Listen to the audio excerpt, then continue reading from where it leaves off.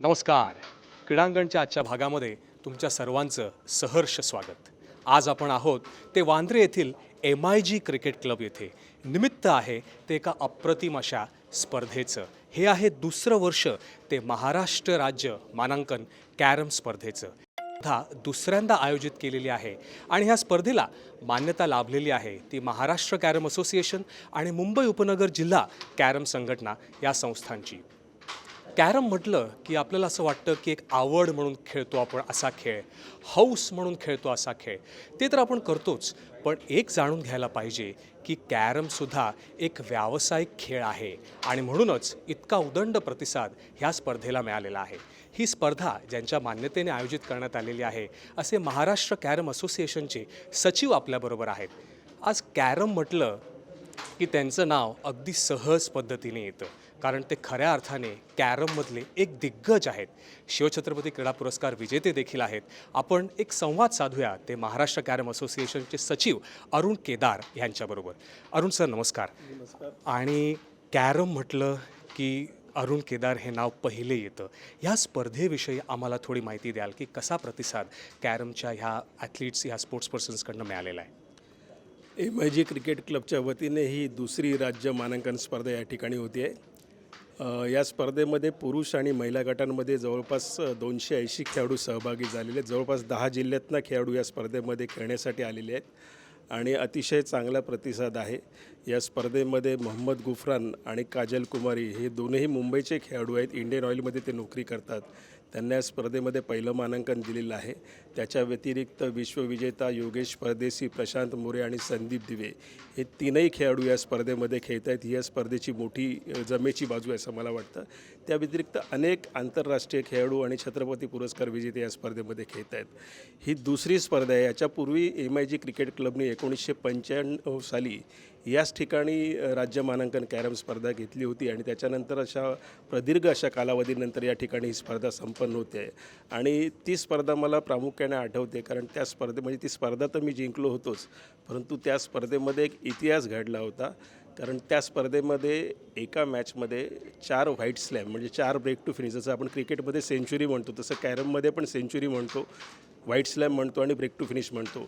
सुरुवात केल्यानंतर सगळ्या सोंगट्या क्वीनसहित पॉकेटमध्ये जो खेळाडू घेतो किंवा करतो त्याला सेंचुरी, व्हाईट स्लॅम किंवा ब्रेक टू फिनिश असं म्हटलं जातं.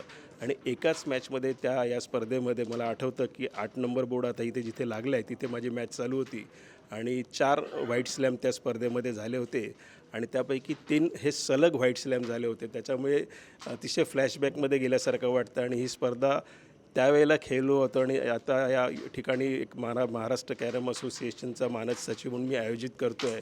तर माझ्या दृष्टीने फार महत्त्वाची स्पर्धा आहे.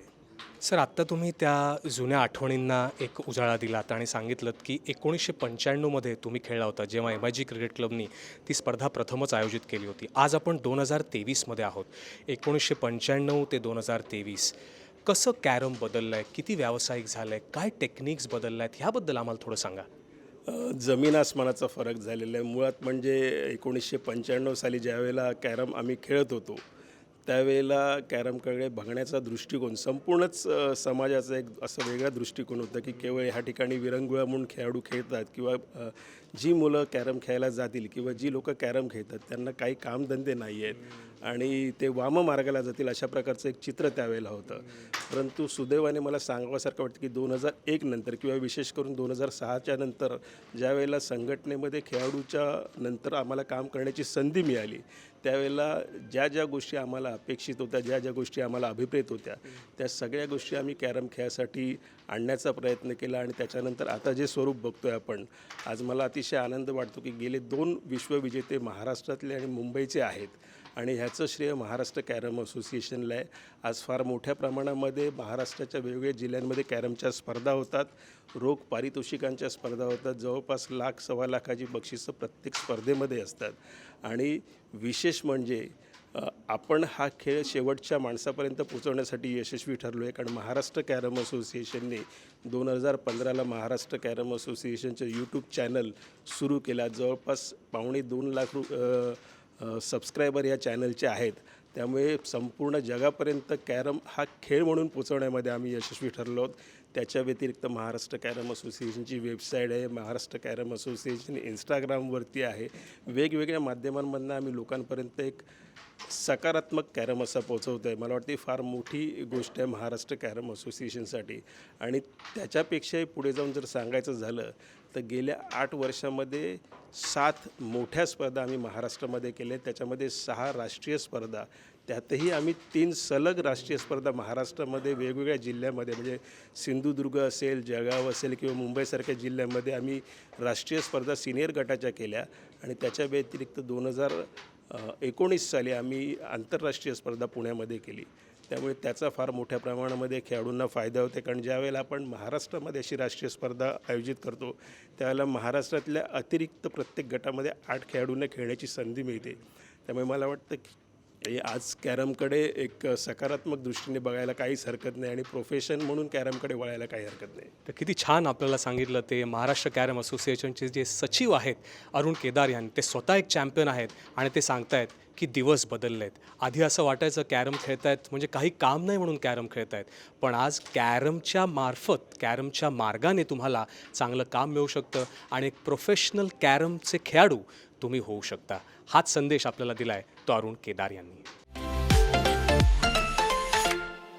ही जी महाराष्ट्र राज्य मानांकन कॅरम स्पर्धा आहे ती MIG क्रिकेट क्लबनी अप्रतिमरित्या आयोजित केलेली आहे आणि MIG क्रिकेट क्लबनी दुसऱ्यांदा ही स्पर्धा आयोजित केलेली आहे. आणि म्हणूनच एक आयोजक म्हणून आपण त्यांचे जे ऑफिस बेरर्स आहेत त्यांच्याबरोबर एक संवाद साधूया. प्रथम आपण चर्चा करूया ते श्री मोहन नागपूरकर यांच्याबरोबर जे चेअरमन आहेत MIG क्रिकेट क्लबचे, आणि त्यानंतर आपण संवाद साधूया ते श्री श्रीकांत शेट्टी यांच्याशी जे सेक्रेटरी आहेत MIG क्रिकेट क्लबचे. प्रथम आपण चर्चा करूया ती मोहन सरांबरोबर. मोहन सर, काय आहे हेतू किंवा काय होता हेतू ह्या स्पर्धेच्या आयोजनामागे? MIG क्रिकेट क्लब ही मुंबईतली एक प्रीमियर स्पोर्ट्स संस्था आहे. आम्ही क्रिकेट क्लब म्हणजे आमचे क्रिकेट हा मुख्य खेळ आहेत, पण क्रिकेटबरोबर सगळ्या स्पोर्ट्सना प्रोत्साहित करणं हा आमच्या क्लबचा हेतू आहे. आणि एक प्रीमियर स्पोर्ट्स ऑर्गनायझेशन म्हणून सगळ्या स्पोर्ट्सना सपोर्ट करणे हा आमचा हेतू आहे. आणि त्या हेतूला हे ठेवून आम्ही या कॅरम स्पर्धेला आम्ही हे प्रोत्साहन दिलेलं आहे. तुम्ही असं म्हणालात की कॅरम स्पर्धेला तुम्ही प्रोत्साहन दिलेलं आहे. श्रीकांत सर, हा जो कॅरमचा खेळ आहे त्याला ह्या वर्षी 23 वर्षानंतर ऑलमोस्ट आयोजित करण्यात आली, तर कसा रिस्पॉन्स आहे तो ह्या स्पर्धेला? रिस्पॉन्स फारच चांगला आहे. एकूण 300 हे पार्टिसिपंट्स आलेले आहे आणि पुणा महाराष्ट्राचा सर्व डिस्ट्रिक्टमधून आलेले आहे. चांगलाच प्रतिसाद झालेला आहे याच्यामध्ये. तर कॅरमची स्पर्धा झाली, क्रिकेट तर खेळतोच, आणि काय काय नवीन उपक्रम आहेत जे MIG क्रिकेट क्लब आयोजित करेल? सगळ्याच म्हणजे बिलियर्ड्सला आपण प्रोत्साहन करतो, नंतर बाकी देशी खेळ पण आपण प्रोत्साहन करतो. जो क्रिकेट व्यतिरिक्त, क्रिकेट तर आपण हे करतोच, क्रिकेट व्यतिरिक्त जे खेळ आहेत त्या सगळ्याच हे करण्याचा उपाय, जसं टेबल टेनिस करतो, बॅडमिंटन पण आपण या रँकिंग स्पर्धा आपण आयोजित करतो. म्हणजे सगळ्यात जवळजवळ मोठ्या ज्या स्पर्धा आहेत स्टेट लेवलच्या त्या आपण ह्यावर्षी केलेल्या आहेत. आणि कॅरम पण आपण यावर्षी आता हे केलेलं आहे आणि ह्यापुढे आम्ही सगळ्या खेळांना असं प्रोत्साहन देत राहू. MIG क्रिकेट क्लब हे मोठं नाव आहे क्रिकेटमधलं आणि खास करून मुंबई क्रिकेट असोसिएशनमध्ये. तर आम्हाला थोडं सांगाल की MIG क्रिकेट क्लब कोणत्या क्रिकेटच्या मोठ्या स्पर्धा आयोजित करतं, आणि इकडे एक अकॅडमीसुद्धा आहे, त्यालासुद्धा एक मोठा इतिहास आहे. MCAच्या ज्या 2 मोठ्या स्पर्धा आहेत, तालीम शील्ड आणि पुरुषोत्तम शील्ड, ते MIG क्रिकेट क्लब स्पॉन्सर करतं. आणि आपली क्रिकेटची जी अकॅडमी आहे त्याला मोठा इतिहास आहे. सुरुवातीला संदीप पाटील सर, चंद्रकांत पंडित सर हे इकडे कोचेस होते आणि आताही म्हणजे चांगले मोठे कोचेस आपल्याला इथे गाईड करत आहेत. आमच्याकडे मुलांसाठी अंडर 16, अंडर 14, अंडर 12 हे अंडर 12 हे जे कॅम्प्स आमचे चालतातच आणि ते सगळ्या मुंबईच्या टुर्नामेंट्समध्ये ही मुले खेळतात. आणि याशिवाय ह्यावर्षी नवीन म्हणजे महिलांना प्रोत्साहन देण्यासाठी आम्ही प्रथमच महिलांचं म्हणजे मुलींच्या क्रिकेटचं सिलेक्शन केलं आहे अंडर 12, 14 आणि 16चं. आणि त्या पण आता म्हणजे मुंबईत ज्या स्पर्धा आयोजित होतात त्या अकॅडमीतर्फे त्यांना ट्रेनिंग दिलं जातं आणि त्या मोठ्या प्रमाणात सहभागी होऊन त्या खेळत आहेत. धन्यवाद. तर तेच आपल्याला सांगतात की MIG क्रिकेट क्लब हे जे स्पर्धा आहेत त्यांचं तर आयोजन करतातच, पण त्याच्या व्यतिरिक्त अकॅडमीतनं सुद्धा होतकरू खेळाडू जे आहेत ते पुढे जात आहेत आणि वरच्या लेवलला जाऊन प्रतिनिधित्व करत आहेत. तर सध्या भारतात एक उत्सव सुरू आहे, एक सण सुरू आहे आणि तो उत्सव आहे क्रिकेटचा. म्हणजेच काय, विश्वचषक 2023चा जो वर्ल्ड कप आहे त्याची सुरुवात झालेली आहे आणि न्यूझीलंडनी मोठ्या थाटात सुरुवात केलेली आहे. पण हा जो 2023चा विश्वचषक आहे तो भारतात रंगतोय. भरपूर कालावधी बाकी आहे, काहीच सामने झाले आहेत, पण जेव्हा जेव्हा आपण विश्वचषकाची आठवण काढतो आणि भारतातल्या विश्वचषकाची आठवण काढतो तेव्हा 2011चा वर्ल्ड कप हा लगेच लक्षात येतो. का? कारण अर्थातच यजमान होते भारत आणि भारत वर्ल्ड चॅम्पियन्स झाले होते आणि जी चॅम्पियनशिप मिळवली होती, वर्ल्ड चॅम्पियन्स जेव्हा टीम इंडिया झाले होते ते वानखेडे स्टेडियमवर झाले होते आणि महेंद्रसिंग धोनीचा विजयी षटकार आपण कधीही विसरू शकणार नाही. Finishes off in style. A magnificent strike into the crowd. India lift the World Cup after 28 years. The parties start in the dressing room and it's an Indian captain who's been absolutely magnificent in the night of the final. ती जी आठवण होती Wankhede स्टेडियमची 2011चा world cup, ती final आणि तिकडे झालेल्या matches, ह्याबद्दल आपण काही सुवर्ण क्षण जे आहेत, ते सुवर्ण दिवस जे आहेत ते आज पुन्हा जगणार आहोत. कारण आपल्याबरोबर आजचे जे अतिथी आहेत ते सुद्धा एक खास व्यक्ती आहेत. ते आहेत मुंबई क्रिकेट असोसिएशनचे माजी पदाधिकारी आणि त्यापेक्षा जास्त महत्त्वाचं 2011चा जो वर्ल्ड कप होता वानखेडे स्टेडियमचे ते व्हेन्यू मॅनेजर होते असे श्री विनोद देशपांडे. विनोद सर नमस्कार. नमस्कार. विनोद सर, आज आपण 2023मध्ये आहोत, पण कधीही आपण भेटलो किंवा कुठल्याही वर्ल्ड कपची आठवण काढली तर 2011चा वर्ल्ड कप नेहमीच लक्षात राहतो. तुम्ही तेव्हा व्हेन्यू मॅनेजर होतात वानखेडे स्टेडियमचे.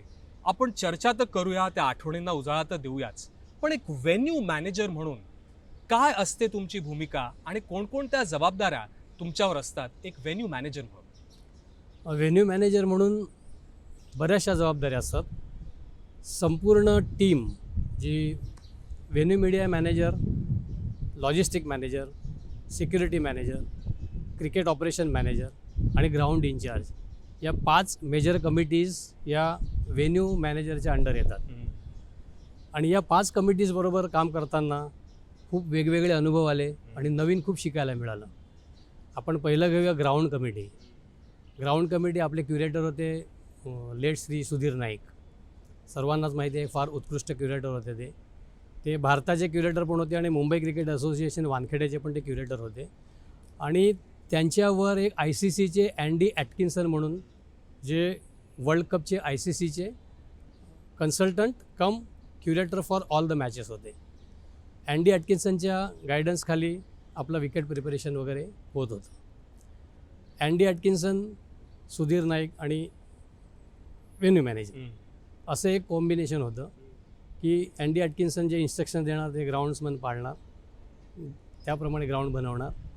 आणि ICCच्या इन्स्ट्रक्शन्स खूप स्ट्रिक्ट असायच्या आणि जरासुद्धा पॅरामीटर्स चुकले तर आपल्या भाषेत आम्हाला बांबू मिळायचा. पण ती एक मजा होती. लगेच I have to inform that to higher authorities.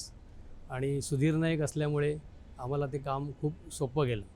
पण त्याच्या आधी बरीचशी कामं होती की स्टेडियम आपण पूर्ण नवीन बांधलं. स्टेडियम बांधायचं 11 महिन्यात बांधायचं चॅलेंज होतं. आणि वानखेडे स्टेडियममध्ये लोकेशन तुम्ही बघाल तर सराउंडिंग, एका साईडला रेल्वे ट्रॅक आहे, एका साईडला रेसिडेन्शियल एरिया आहे आणि त्याच्यामध्ये आपल्याला क्रेन्स सोडायच्या होत्या. त्या क्रेन्स बाहेर न सोडणं शक्य नव्हते. जवळजवळ 12 ते 15 ह्यूज क्रेन्स ग्राउंड स्टेडियम जेव्हा बनवत होतो आपण तेव्हा ग्राउंडच्या आतमध्ये काम करत होत्या. आणि L&Tचे जवळजवळ 2,500 स्टाफ आणि 500 इंजिनियर्स त्या साईटवर काम करत होते. पूर्ण वानखेडे स्टेडियम पूर्ण उखडलं गेलं होतं आतलं सगळं. आणि त्या 12 क्रेन्स ग्राउंडच्या आतमध्ये ठेवून काम केलं. आणि ते काम चालू असताना साईड बाय साईड ग्राउंडचं खालनं ते त्यांचं जे लेअरिंग वगैरे करतात ते चालू होतं. पण मिन टाईम काय झालं, जेव्हा काम चालू असताना क्रेन्सच्या खाली ते खिळे यायचे, जे ग्राउंडचं काम कंप्लीट झालं, स्टेडियमचं काम कंप्लीट झालं, पण लोक विचारत होते अजून ग्राउंड का नाही बनवत आहे. लिटरली ते ग्राउंड्समधला खिळे आणि त्याच्यातले लोखंड, खिळे, रॅबिट्स हे सगळे त्या ग्राउंडमध्ये वरनं काम करताना चिखलात अडकले, ते काढायला जवळजवळ 20 ते 25 दिवस गेले. पण आता तुम्ही हे जेव्हा सांगताय की हे 20 ते 25 दिवस गेले, एक व्हेन्यू मॅनेजर म्हणून तुम्ही कुठे कुठे लक्ष ठेवत होतात जेव्हा पूर्णपणे वानखेडे स्टेडियम नवीन केलं जात होतं? 1987चा वर्ल्ड कप झाला, 1996चा वर्ल्ड कप झाला, हा 2011चा होता, पूर्ण नवीन लुक दिला गेला होता. एक व्हेन्यू मॅनेजर म्हणून तुमची तिथे पण कशी होती जबाबदारी? काय काय ठिकाणी तुम्ही लक्ष देत होता? जवळजवळ 25 पॅरामीटर्स होते ICCचे.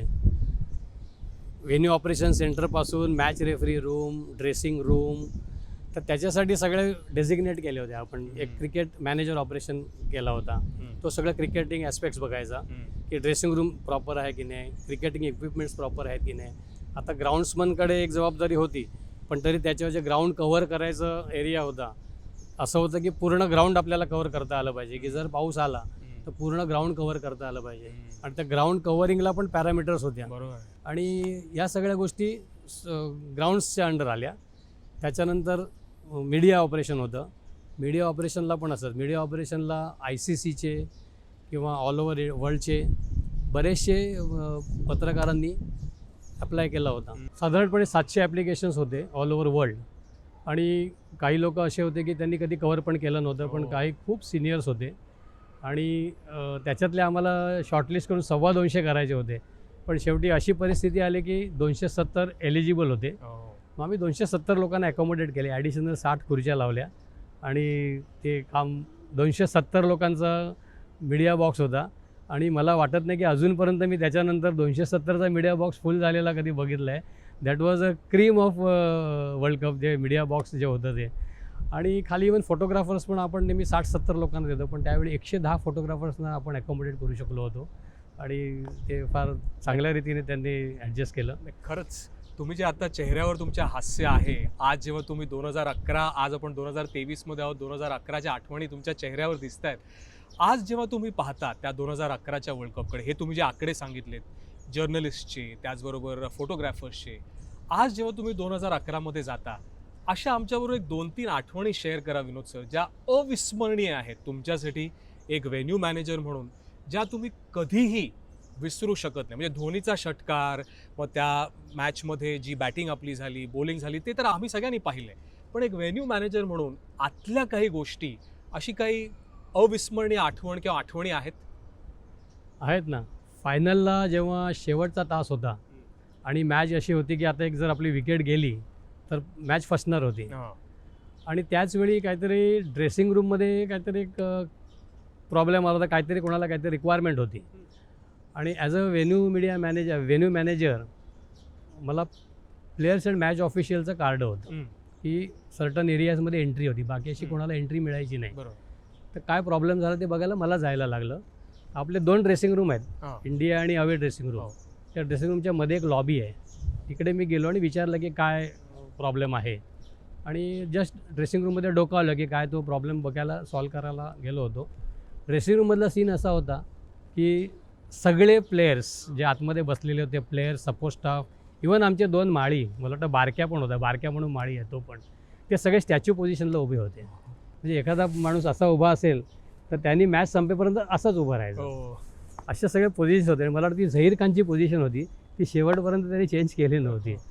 तर मी बघितलं 5-10 मिनटं बघितलं म्हणतं आणि हे सगळं मला वाटतं सचिन पाजीचं डोकं आहे की तो मॅचच्या वेळी मागे पण एकदा मी बघितलेलं, कुठल्या तरी वेस्ट इंडिजच्या मॅचला असंच होतं, तो पोझिशन चेंज करायला अलाव करत नाही कोणाला त्या सर्टन पिरियडला. जर पार्टनरशिप चालू असेल तर पोझिशन चेंज करायला अलाव करत नाही. तर ते म्हणजे एक बरं वाटलं बघून की अरे आपण पण आपल्या मॅचमध्ये पण असंच करतो लोकल मॅचेसमध्ये. आणि मी बघून पण मी पळालो तिकडनं, कारण मला बाकीचे पण काम होती, मी अडकलो असतो तर फसलो असतो तिकडे, म्हणून मी तिकडनं लगेच गेलो.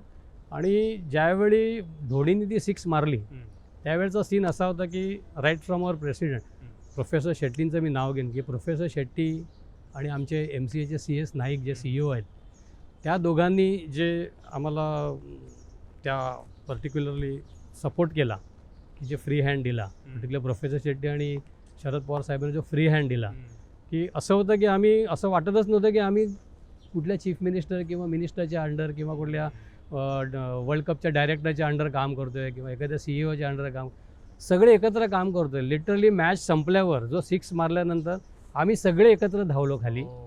फक्त प्रेसिडेंटची तेवढा स्पीड नसल्यामुळे ते थोडे मागे राहिले, पण आम्ही जे लहान मुलं धावतात मॅच जिंकल्यानंतर तसे सगळे ग्राउंडवर गेले आणि ग्राउंडवर ढसाढसा रडले सगळे. आता माझ्या अंगावर ते सांगताना काटा येतो आहे, पण खरोखर तो जो सीन होता की एक होता की आनंदाश्रू म्हणा किंवा काही म्हणा की सक्सेसफुल स्टेडियम बांधण्यापासून जवळजवळ 14 महिने लोकांनी मेहनत केली. त्याच्यामागे जवळजवळ 200 ते 250 आमचे कार्यकर्ते काम करत होते. लिटरली खुर्च्या मोजण्यापासून काम करायला लागले. खुर्च्यावर नंबर आधी टाकायला लागायचे, ICCला नंबर लागायचे की या नंबरची तिकीटं विकायची आहेत. लिटरली आमचे व्हॉलेंटियर जाऊन खुर्चीवर नंबर टाकायचे. तो आर्किटेक्टचा माणूस येऊन मग त्या दिवशीचा तो रेकॉर्ड घ्यायचा, तो आम्ही ICCला पाठवायचो. रात्री 2-2 वाजेपर्यंत कधी काम व्हायचं ते कळायचं नाही. पण फायनलची अजून एक आठवण की धोनीने 6 मारल्यानंतर जो खाली जल्लोष झाला, त्याच्यानंतर आम्ही जवळजवळ 1 ते 1:30 वाजेपर्यंत आम्ही ग्राउंडवरच टीमबरोबर होतो. आम्ही तर 4 वाजेपर्यंत होतो सगळे. 1:30 वाजता जवळजवळ एक असं आलं की सचिननी वरनं मला हात केला आणि असं एक दाखवलं स्टेडियमच्या इकडे, स्टँडच्या इकडे दाखवलं, वेस्ट स्टँडच्या इकडे, की त्याला बोला. मला कळेना की हा काय आहे, काय सांगतोय. तर तिकडे तो सुधीर होता, सुधीर म्हणून जो आपला सचिनचा फॅन आहे, चिअर लीडर, तो झेंडा घेऊन तो तिकडे उभा होता. त्याने त्याला बोलव. तर मी कुणाला तरी पाठवलं आणि त्याला बोलवून आणलं. तर टीमचा मोठेपणा, सचिनचा मोठेपणा, त्या प्लेअरला सुधीरला वर बोलवलं. स्टेअरकेसवरनं तो वर गेला. सचिनने त्याला बाजूला बोलवलं, त्याच्या हातात ट्रॉफी दिली, झेंडा स्वतः धरला, त्याच्या हातात झेंडा धरला. बाकीचे तिकडे जे प्लेयर्स होते ड्रेसिंग रूमच्या बाहेरच्या लॉबीमध्ये, त्या सगळ्यांनी क्लॅपिंग केलं आणि या सुधीरनी तो ट्रॉफी मिरवली. मग त्यावेळी लिटरली लोक स्टंट झाले की काय म्हणजे किती याच्यासुद्धा माणुसकी जिवंत असते की त्यांनी त्या माणसाला तो स्टेडियममध्ये स्टँड्समध्ये हजारो लोक होते शेवटपर्यंत, 1:30 वाजेपर्यंत हजारो लोक स्टँड्समध्ये होते, पण त्याने त्याला बरोबर हेरला. आम्हाला सांगितलं त्याला बोलवा. या जल्लोषामध्ये पण त्याचं भान होतं की कोण आपला खरा चाहता आहे इकडे. त्या 2 इन्सिडेंट्स ते खूप म्हणजे लक्षात राहण्यासारखे आहेत. ते आयुष्यभर लक्षात राहण्यासारखे इन्सिडेंट्स आहेत की खरोखर ते अविस्मरणीय असे क्षण आहे. अगदी खरं. तुम्ही जेव्हा सांगत होतात आमच्या चेहऱ्यासमोर एक अक्षरशः चित्र उभं राहिलं वानखेडे स्टेडियमचं. तुम्ही स्टँडची नावं घेतली, पॅव्हिलियनची नावं घेतली आणि योगायोग असा की ती फायनल जी झाली ती भारत विरुद्ध श्रीलंका होती. ह्या वर्षीच्या वर्ल्ड कपमध्ये सुद्धा लीग मॅच आहे, पण आपल्याच वानखेडे स्टेडियमवर भारत विरुद्ध श्रीलंका हा सामना रंगणार आहे. सेमीफायनलसुद्धा रंगणार आहे. तर तुम्ही तर विविध भूमिका बजावलेल्या आहात BCCIमध्ये, MCAमध्ये. ह्या वर्ल्ड कपकडे तुम्ही कसं बघताय? काय वाटतं कोणती टीम स्ट्रॉंग आहे? टॉप 4 विनोद देशपांडे आम्हाला काय सांगताय? टॉप 4 कोण असणार सेमीफायनलमधल्या? माझ्यामध्ये टॉप 4 आहे न्यूझीलंड, इंडिया, ऑस्ट्रेलिया आणि साऊथ आफ्रिका. साऊथ आफ्रिका मी का म्हणतोय, मला एक फार इंट्युशन आहे की south Africa will qualify for semi-finals. असे 4 टीम्स माझ्या आहेत. ह्या 4 टीम्स तुम्ही सांगितल्यात. 2011चा वर्ल्ड कप वानखेडे स्टेडियमवर फायनल झाली होती. 2023च्या वर्ल्ड कपमध्ये 5 मॅचेस होणार आहेत आणि त्यामध्ये एक सेमीफायनलसुद्धा होणार आहे. सध्या वानखेडे स्टेडियम कशा प्रकारे सज्ज आहे ते आम्हाला सांगा. त्यांची आता जी नवीन कमिटी आहे ते खूप कष्ट घेत आहेत सगळी तयारी करण्यामध्ये.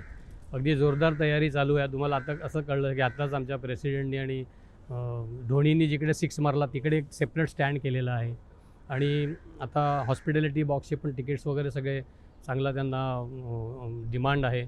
आणि खरोखर आत्ताची जी कमिटी आहे सगळं यंग जनरेशन आहे, खूप चांगलं काम करत आहेत आणि तुम्हाला एक 4-5 दिवसामध्ये सगळं कंप्लीट तुम्हाला स्टेडियम पण रेडी दिसेल आणि really they are working hard to do it. आणि मुंबईचं एक वैशिष्ट्य आहे की मुंबईमध्ये जेव्हा क्रिकेटचं काम येतं, मी वर्ल्ड कपला आता काम केलं, ऑलमोस्ट 200 व्हॉलेंटियर्स माझ्याबरोबर काम करत होते. म्हणजे काय म्हणतात ना त्याला, सेल्फलेसली, की आम्हाला फक्त वर्ल्ड कपला व्हॉलेंटियर करायचं आहे. लिटरली त्याच्यामध्ये काही बँकांचे टॉप एक्झिक्युटिव्ज होते, काही कंपन्यांचे एक्झिक्युटिव्ज होते.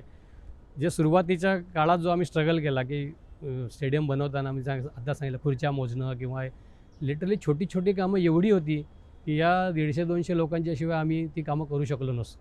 आणि परत मी सांगतो की आम्हाला जो फ्री हँड मिळाला, पर्टिक्युलरली आमचे श्रीपाद धळबे म्हणून ते पण आमच्या वर्ल्ड कप कमिटीमध्ये होते. ते रोज संध्याकाळी यायचे, प्रोफेसर शेट्टी, आणि ते रोज संध्याकाळी यायचे. जवळजवळ 9:30-10 वाजता आम्ही स्टेडियमला राऊंड मारायचो प्रोफेसर आणि हळवे सर यायचे. त्याच्या आधी एकदा CS नाईक आमचे होते, ते राऊंड मारायचे. पवारसाहेब प्रेसिडेंट होते, ते ICCचे पण प्रेसिडेंट होते. त्यांनी पूर्ण लिबर्टी आम्हाला दिलेली होती की मुंबई क्रिकेट असोसिएशन तुम्ही करा, मला कॉन्फिडन्स आहे. आणि आमच्या त्या सगळ्या टीमवर्क होतं, ते एक्सलंट टीमवर्क झालं.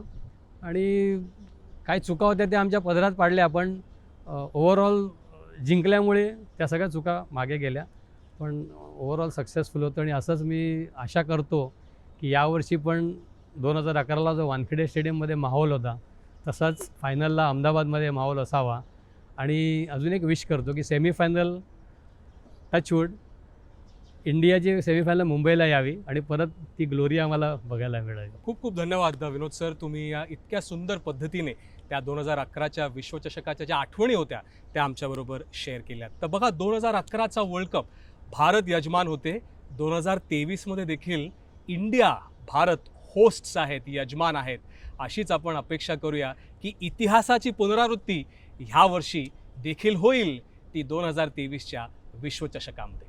मी एक भूतपूर्व पदाधिकारी म्हणून मुंबई क्रिकेट असोसिएशनच्या वतीने दूरदर्शन चॅनलचे आभार मानतो की त्यांनी परत आपल्या स्मृती जागवल्या. आणि वानखेडे स्टेडियम जे आमचं दैवत आहे क्रिकेटचं, सगळ्यांना माहिती आहे की वानखेडे स्टेडियम आमचं दैवत आहे. त्यांच्या वतीने मी सह्याद्री चॅनलचे, दूरदर्शन चॅनलचे धन्यवाद. आज आपण इथेच थांबतोय, पण आपण पुन्हा भेटणार आहोत पुढच्या मंगळवारी संध्याकाळी 6 वाजता. पाहायला विसरू नका तुमचा आवडता कार्यक्रम क्रीडांगण.